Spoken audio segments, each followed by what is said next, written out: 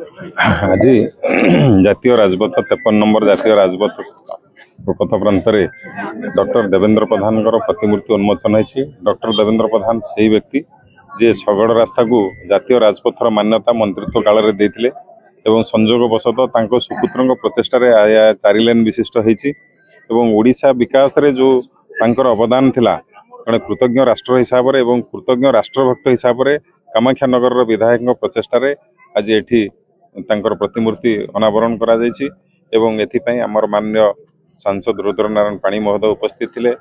परजंगर विधायक विभूतिभूषण प्रधान उपस्थित। आज समस्ते पार्टीर समस्त कार्यकर्ता बहु देवदुर्लभ कार्यकर्ता आज एठी उपस्थित थिले। समस्ते आज तांकर जन्म जयंती रे उपस्थित रही तांको प्रति कृतज्ञता श्रद्धांजलि अर्पण करछिंदी।